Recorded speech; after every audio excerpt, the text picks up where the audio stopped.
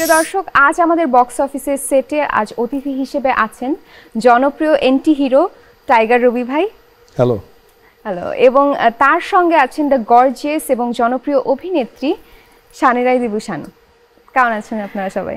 ভালো আছি আলহামদুলিল্লাহ। আজ তো আমরা মিস্টার বাংলাদেশ নিয়ে কথা বলতে যাচ্ছি, যেখানে দুজনই কাজ করেছেন, অভিনয় করেছেন, এবং খুব স্পেশাল যদি বলি শানু আপুর প্রথম মুভি ছিল এটা, এতদিন অভিনয় করার পরে প্রথম মুভিতে কাজ করা। তো আপনাদের ফার্স্টে শানু আপুকে দিয়ে স্টার্ট করি, লেডিস ফার্স্ট। হ্যাঁ, তো কেমন লেগেছে আসলে এই অভিনয় কাজ করে? এটা যেহেতু আমার প্রথম চলচ্চিত্র, আমি আসলে সবসময়ই বলি যে প্রথম যে কোনো কিছুর ভালো লাগার মাত্রাটা অন্যরকম। তো সেই জায়গা থেকে মিস্টার বাংলাদেশের আমার যে পুরো জার্নিটা, মানে একদম শুরু থেকে যদি বলি, যখন থেকে আসলে এই কাজটার কথা চলছিল, তারপর এখন আমি ফিল্ম রিলিজ পর্যন্ত, এখনো মানে ফিল্ম রিলিজের পরও আমরা আসলে মিস্টার বাংলাদেশের এই আবহের মধ্যেই আছি।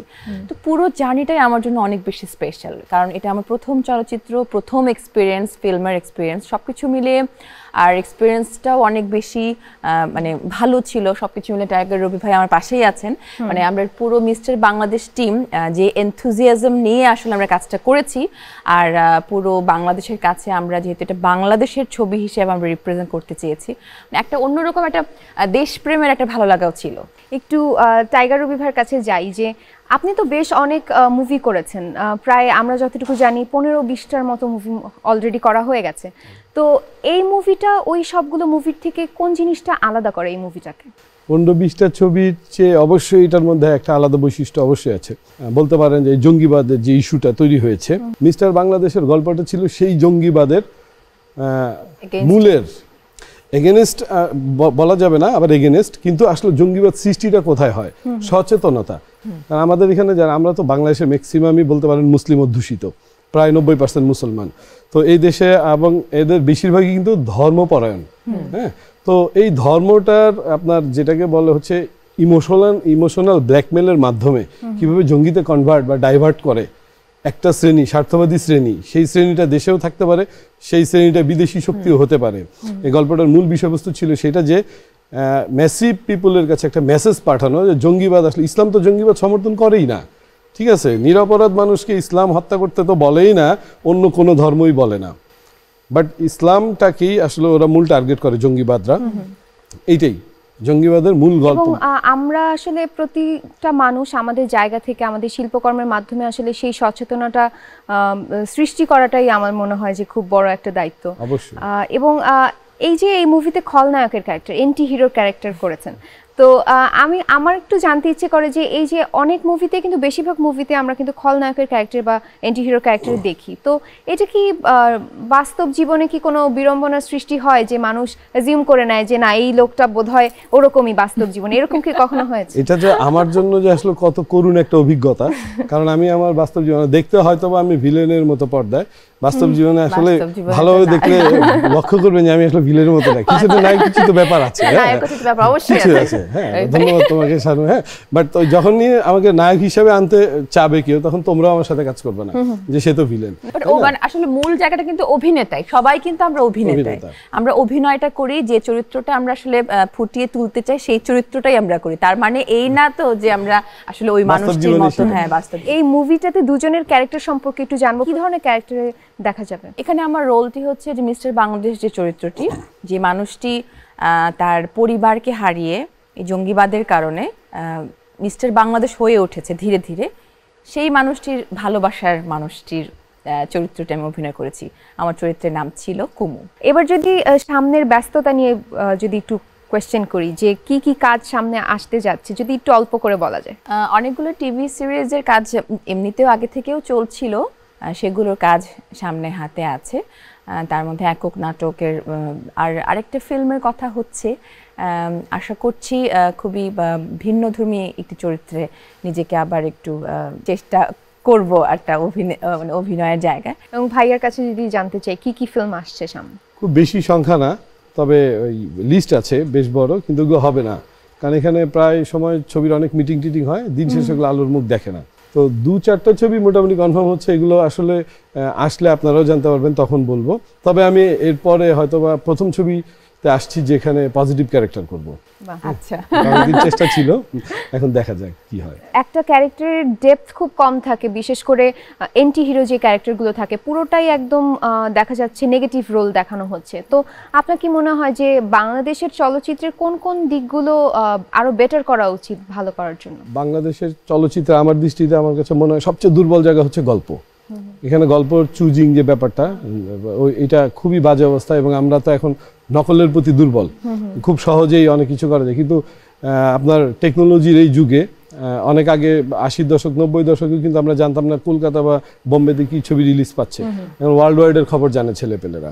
তো এর জন্য হচ্ছে কপিতে যাওয়াই যাবে না এমনিতেই, এবং দর্শক কিন্তু সেই বিগ বাজেটের জিনিসটা যখন অলরেডি দেখে ফেলেছে সেটাকে বাংলাদেশে হ্যাঁ, সো নতুন কিছু খুঁজে পাবে না সে আর সেখানে। হ্যাঁ, গল্পটা এক, আর 2 নম্বর হচ্ছে যে আমাদের মার্কেটিং এ একটু সমস্যা আছে। কারণ মার্কেটিং এর আগে আমি আরেকটা বলবো যে হয়তো ডিস্ট্রিবিউশন বা হলের যে পরিবেশ, এই জায়গায় বেশ কিছু প্রবলেম আছে। যে একটা প্রযোজক লগ্নি করার পর তার টাকা সে ফেরত পায় না, টাকা সেল হওয়ার পরেও। এই প্রবলেমগুলো যে কেন, কোথায়, এগুলো কিন্তু সবাই জানে।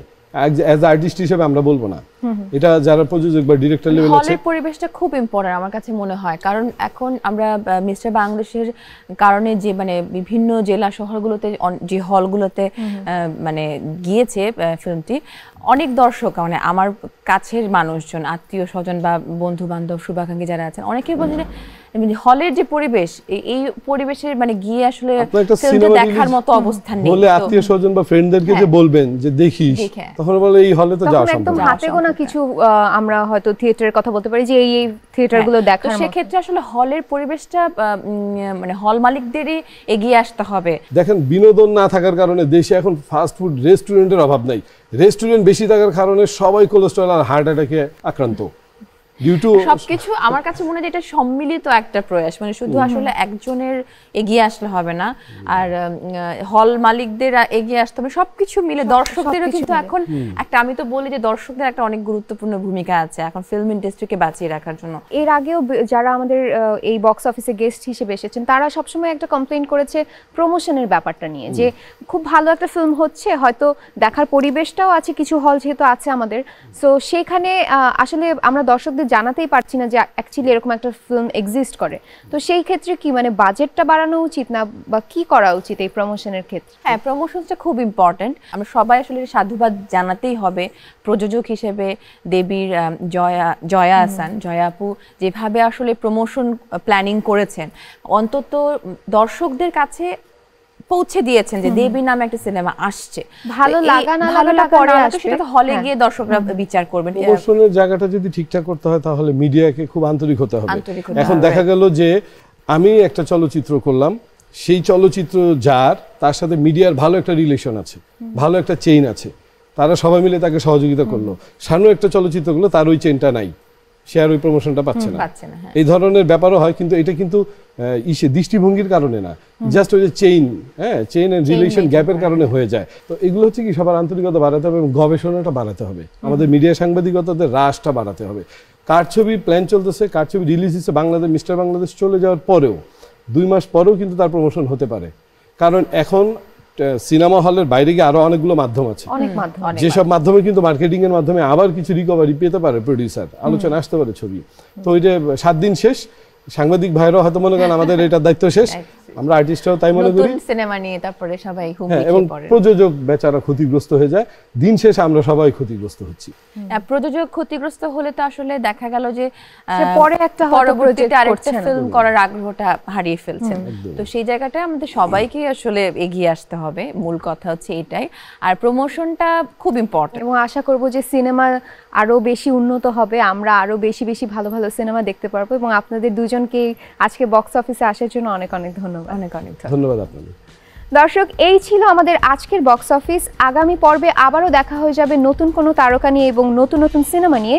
সেই পর্যন্ত সবাই ভালো থাকুন, সুস্থ থাকুন, বেশি বেশি বাংলা সিনেমা দেখুন। আল্লাহ হাফেজ।